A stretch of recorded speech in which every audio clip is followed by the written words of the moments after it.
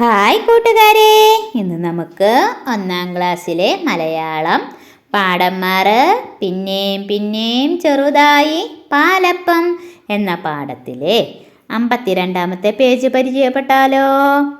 എന്താണ് ചിത്രത്തിൽ? ഇതെന്താണ്? ഇതാണ് പാവയ്ക്ക. പാവയ്ക്ക കണ്ടിട്ടുണ്ടോ? ചില സ്ഥലങ്ങളിലെ ഇതിനെ കൈപ്പയ്ക്ക എന്നും പറയാറുണ്ട്. പാവയ്ക്കയുടെ രുചി എന്താണ്? പാവയ്ക്കയുടെ രുചി കയ്പ്പാണ്. കൂട്ടുകാർ കഴിച്ചിട്ടുണ്ടോ? പാവയ്ക്ക കഴിച്ചിട്ടുണ്ടോ? ഇവിടെ പറയുന്നു പോഷകമാണി പാവയ്ക്ക. ഒരു പാവയ്ക്കയുടെ പാട്ടാണ് അവിടെ കൊടുത്തിരിക്കുന്നത്. അതിലെ ചില വാക്കുകൾ വിട്ടുപോയിട്ടുണ്ട്. അവിടെ നിങ്ങൾക്ക് ഇഷ്ടമുള്ള രീതിയിൽ ഈ പാവയ്ക്കയുടെ പാട്ടൊന്ന് പൂരിപ്പിക്കണം.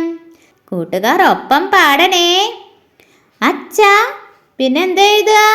അച്ഛ അമ്മേ പാവയ്ക്ക, പിച്ച മോനെ പാവയ്ക്ക, കൈപ്പാണച്ച പാവയ്ക്ക, പോഷകമാണേ പാവയ്ക്ക, വെക്കാം അച്ഛ പാവയ്ക്ക, തിന്നാം അമ്മേ പാവയ്ക്ക, തിന്നാം നമുക്ക് പാവയ്ക്ക.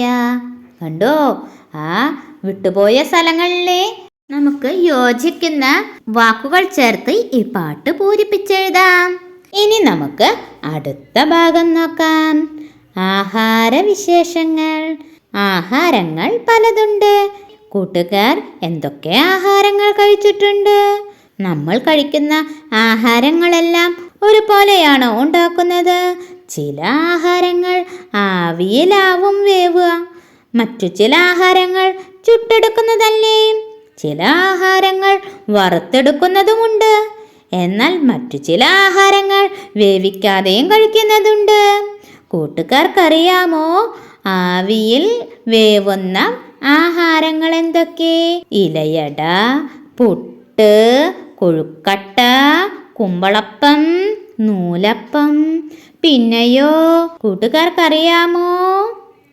ഇഡലി. ഇഡലി എങ്ങനെയാ? ആവിയിൽ വേവുന്ന ഒരു ആഹാരമാണ് ഇഡലി. കൂട്ടുകാർ ഇഡലി കഴിച്ചിട്ടുണ്ടോ? ഇനി നമുക്ക് ചുട്ടെടുക്കുന്ന ആഹാരങ്ങൾ നോക്കാം.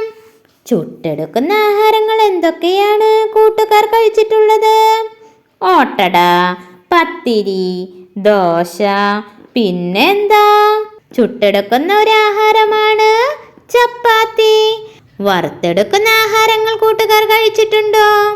അതാണ് ഉണ്ണിയപ്പം, അച്ചപ്പം, ബോണ്ട. പിന്നെയോ പഴംപൊരി. പിന്നെ മറ്റു ചില ആഹാരങ്ങളുമുണ്ട്. വേവിക്കാത്ത പലതുണ്ട്. വേവിക്കാതെ കഴിക്കുന്നത് എന്തൊക്കെയാണ്? മോര് കഴിക്കും, തൈര് കഴിക്കും, സർബത്ത് കഴിക്കും.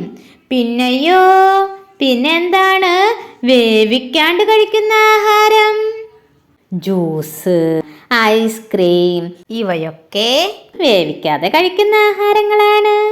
അപ്പം നമുക്ക് ഒന്നും കൂടി പറഞ്ഞാലോ? ആഹാരങ്ങൾ എങ്ങനെയൊക്കെയാണ്? ആവിയിൽ വേവുന്ന ആഹാരമുണ്ട്, ചുട്ടെടുക്കുന്ന ആഹാരങ്ങളുണ്ട്, വറുത്തെടുക്കുന്ന ആഹാരങ്ങളുണ്ട്, പിന്നെ വേവിക്കാത്ത ആഹാരങ്ങളുമുണ്ട്. ആവിയിൽ വേവുന്ന ആഹാരങ്ങൾ ഏതൊക്കെയാ? കൂട്ടുകാരൊന്ന് പറഞ്ഞേ. ഇലയട, പുട്ട്, കൊഴുക്കട്ട, കുമ്പളപ്പം, നൂലപ്പം, ഇഡലി. ചുട്ടെടുക്കുന്ന ആഹാരങ്ങളോ? ഓട്ടട, പത്തിരി, ദോശ. പിന്നെയോ ചപ്പാത്തി. വറുത്തെടുക്കുന്ന ആഹാരങ്ങളോ? ഉണ്ണിയപ്പം, അച്ചപ്പം, ബോണ്ട, പഴംപൊരി, വട. ഇതൊക്കെ വറുത്തെടുക്കുന്ന ആഹാരമാണ്. ഇനിയോ വേവിക്കാത്ത ആഹാരങ്ങളുണ്ട്. അവ ഏതൊക്കെയാണ്? മോര്, തൈര്, സർബത്ത്.